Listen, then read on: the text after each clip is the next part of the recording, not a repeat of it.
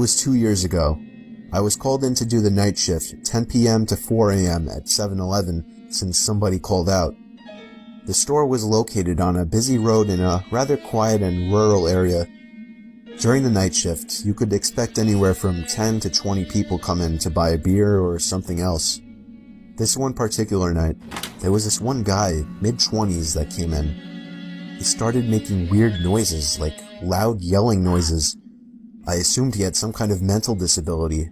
In fact, my brother has a mental disability, so I immediately felt sympathy for the guy. He walked up to the counter without any items, with his head facing me, but his eyes were looking up at the ceiling. I felt uncomfortable. I honestly didn't know how to deal with it. I tried speaking with him, but he only responded in loud noises. I kept checking if he was with someone outside, but he was alone. There weren't any cars in the parking lot, so I assumed he walked. He stood there for so long, looking up at the ceiling and making noises, that I tried to get him out by handing him a bag of chips and telling him he can go.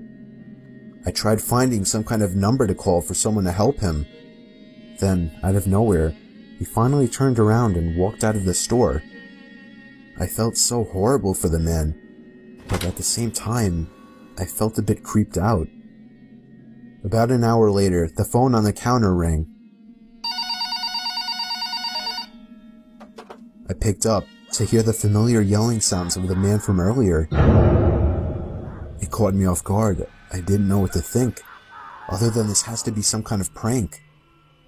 I hung up on them and was now becoming paranoid of my surroundings, constantly checking the outside through the windows.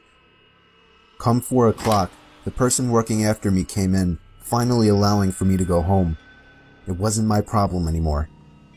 I got home and threw all my stuff on the table, ready to get to sleep. But my phone rang within a minute after entering the door. I felt a chill run down my spine. Why would someone be calling at 4 a.m.? I could only imagine it was bad news. I braced myself and picked up the phone to hear the man again. I felt sick to my stomach as I listened to the loud noises he made.